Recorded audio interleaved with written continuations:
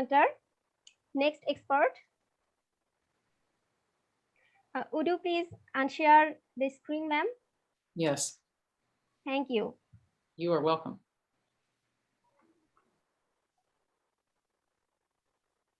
Okay. Okay, you got it? Good? Yeah, I now got it. Okay.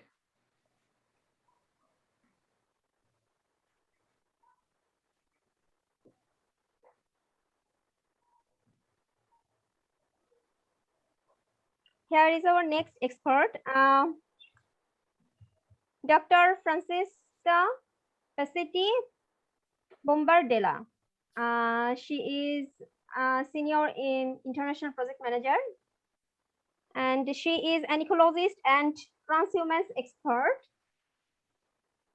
Her expertise areas are transhumance and pastoralism, biodiversity preservation, environmental education, environmental impact assessment, gastronomy and sustainable tourism, gender and environment, ethnobotany, with special interest in medicinal plants and traditional knowledge. She has more than 29 years of experience. I hope Dr. Francesca is here. Can you hear me, ma'am? Yes, I can hear you. Can you hear me? Yes, ma'am, I can hear you. I would like to invite you to present your valuable lecture.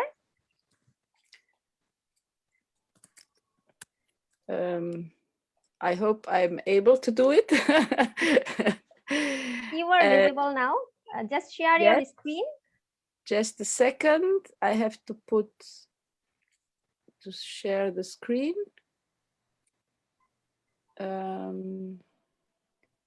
My PowerPoint here. Yes, please go to the slideshow mode. It's okay? Yeah, now it's okay. Okay. Great. Good morning, everybody. So I will talk about transhumance this morning, particularly transhumance in making an example of the transhumance in Europe, yeah, with all the challenges we have. So worldwide, you can see how much pastoralists we have all over the world. In the Mediterranean area that you can see where it is all around the Mediterranean, we have particularly a very high biodiversity and special endemism, a high topographic variation, you will see it in the next slide, and a low soil fertility. So, and there are unique annual cycles, that is hot and dry summers and mild and humid winters.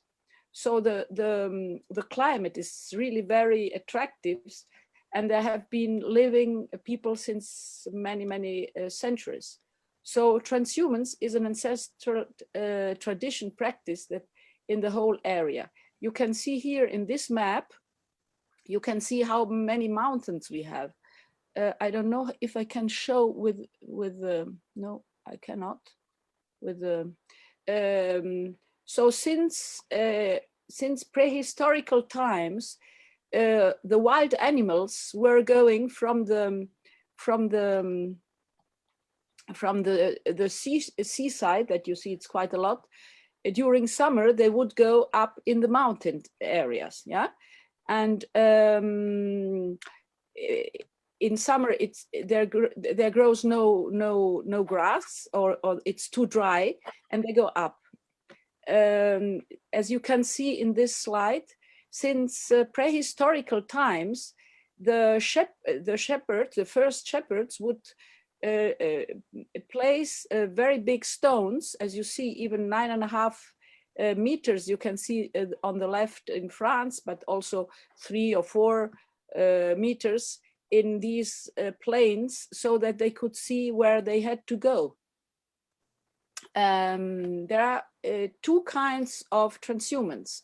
One is the vertical one, that is between low areas, the valleys, and the high areas.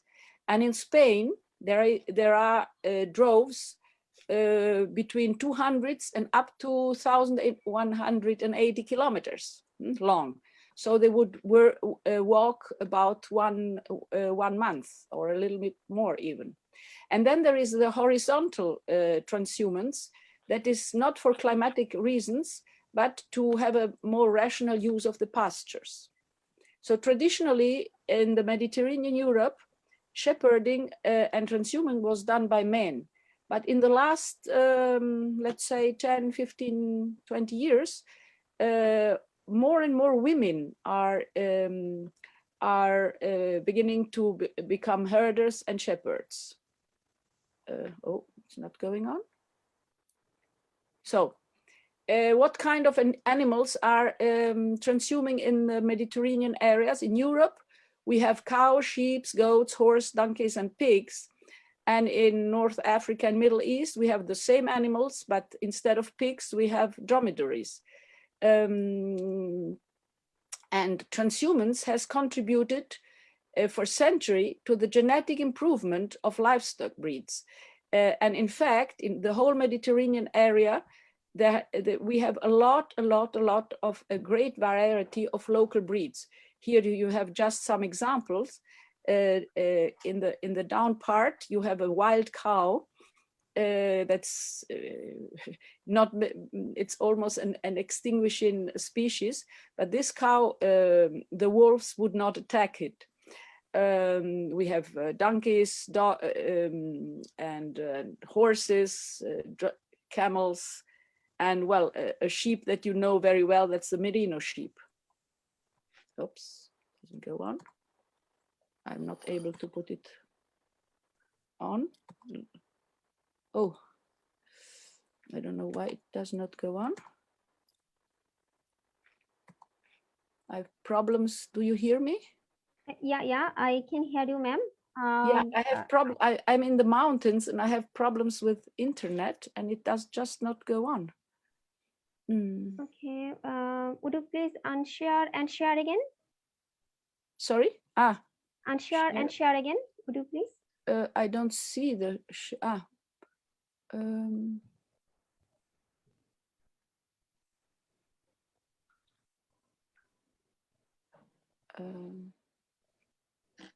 on the left side bottom, there is an arrow.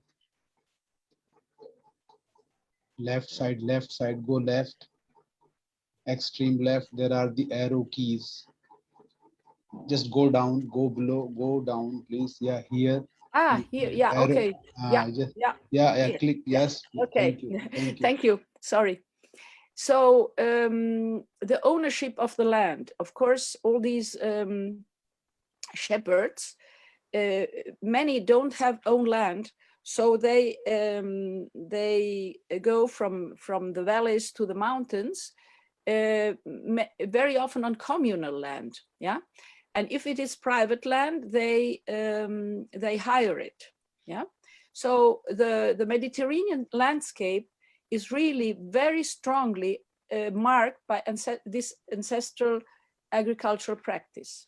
And now in the last years, the abandonment of these practice lead to scrubland, loss of biodiversity, loss of soil quality, forest fire, extreme forest fire, because pasture in the Mediterranean area, very often it would be pastured also in the forests.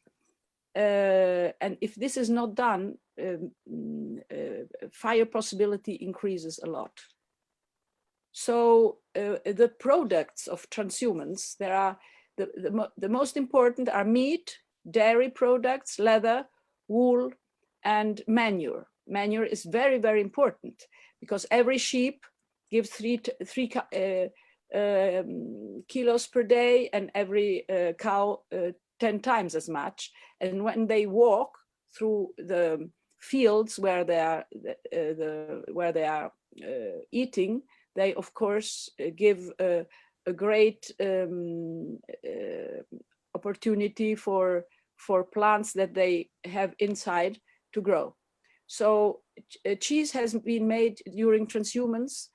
It has a very, very high value because they eat very special plants, and has also a particular a very good taste. Huh? So it's much better quality than the cheeses made in an industrial way. So since more than 12,000 years ago, there are evidences of cheese made by goats and sheep. And actually, the nomads and transhumans in the Mediterranean area, in Spain, in Turkey, in Italy, and in Greece, are still making cheese while they are transhuming. Here, on the picture, you see Famiglia Conantuono in Italy. They make a very special cheese that you can see that they hang. And inside this cheese, there is a butter. That was the way to keep butter fresh, although there were no fridge at that time, at those times. So wool has been for centuries also very, very important matter. The richness of Spain, I think it's quite known that has been thanks to the merino wool. And it has been traditionally a woman's job. Actually, in most countries, wool is not a livelihood anymore, because the value of wool is quite down, but it's still a source of livelihood in several countries of Middle East and North Africa. So what are the challenges of transhumance in Europe? The first one is missing the generational renewal. It's a pity, but it's a hard work, and it's not very sexy for young people to be shepherds, and this brings to a loss of an important know-how and a traditional culture. I think every one of us is aware that if one generation is lost, all the knowledge gets lost. So there is a growing of shepherd school, but traditionally all this knowledge was given in families. So in the schools, something can be given, but not really all what was traditionally given when you are grown up in a shepherd's environment. So they get lost, of course, also an ancestral way of collective and family organization. A lack of adequate protection of the products. The products they produce, especially cheese and high quality meat, are not valorized as they should. So during the transhumance, there is also a big problem of availability of quality water, and also the use of pesticides can be a problem.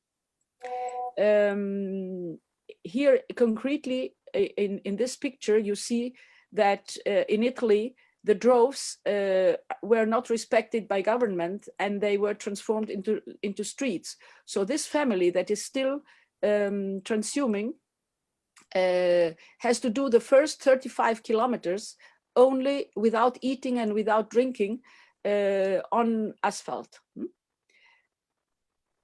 Other challenges are the conflict use of land, and that they have access on high mountains range and at an affordable price. I think this is a chapter, if somebody is interested later, I can speak about it.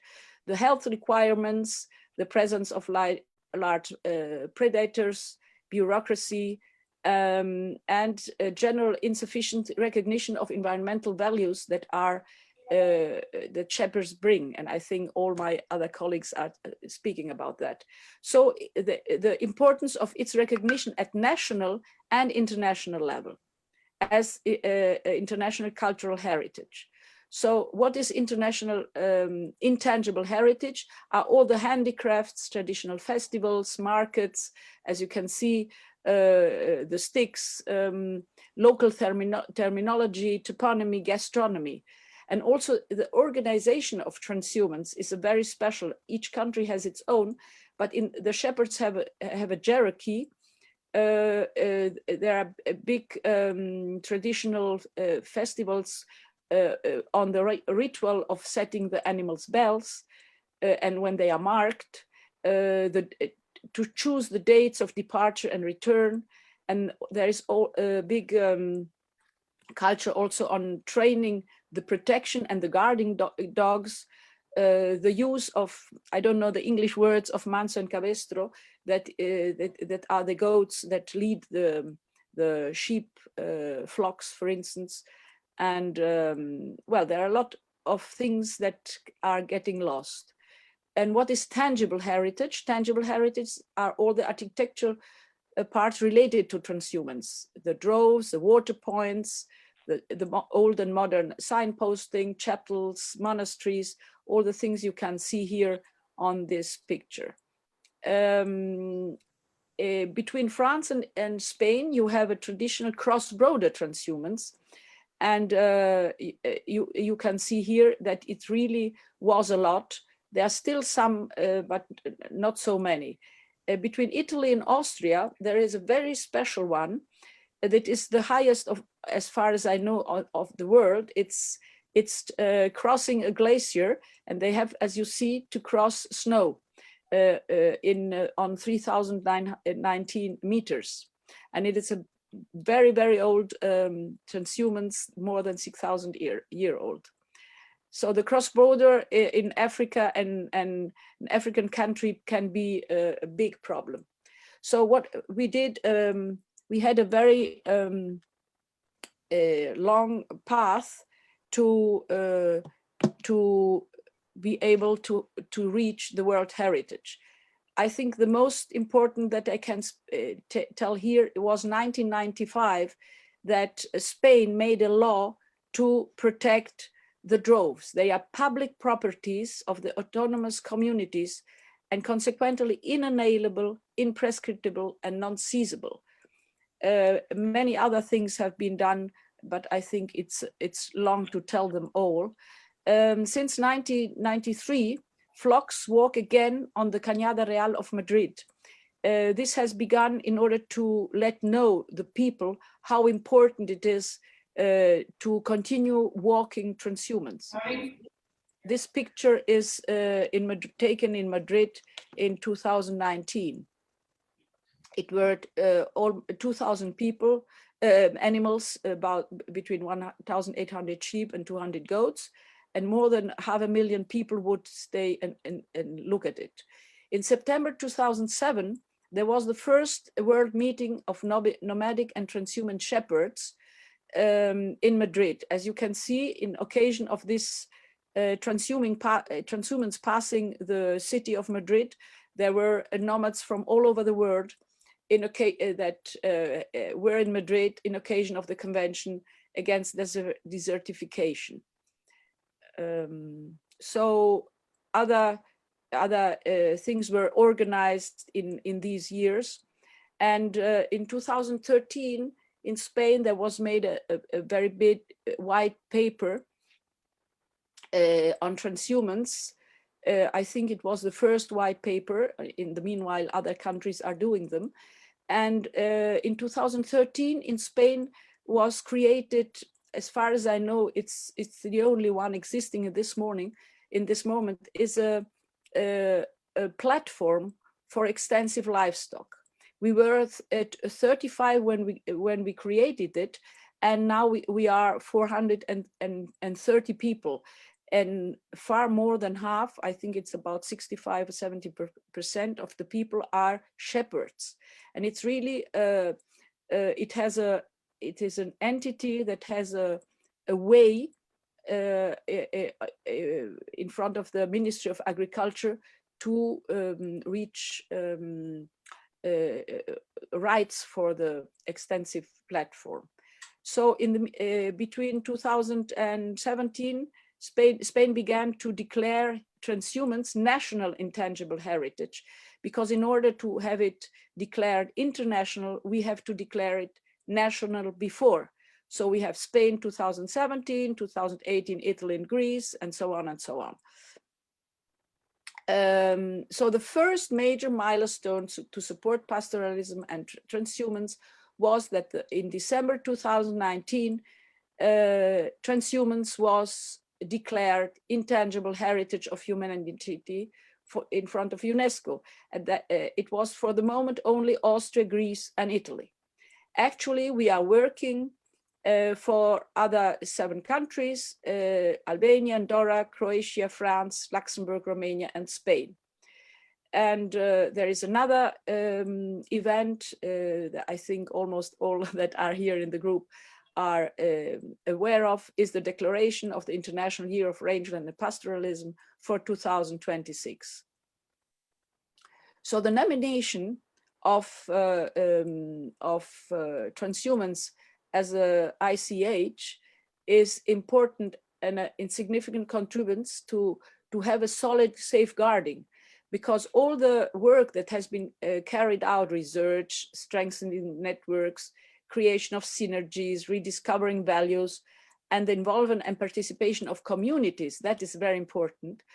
This is a valuable capital for that transcends nomination, because the safeguarding plan that is what is needed to promote the concrete, effective, and lasting commitment and actions. So with this, I finish my presentation.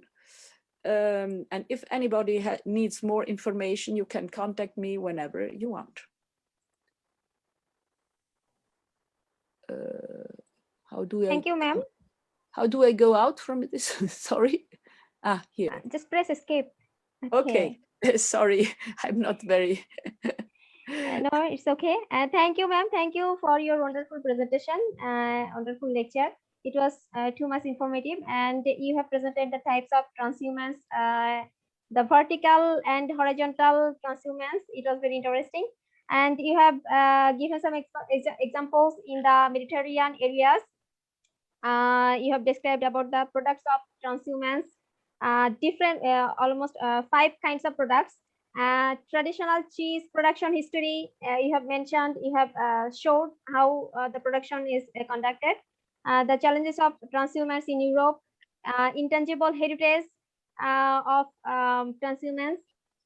It was very informative, and I hope it will be very helpful to the participants. Thank you for your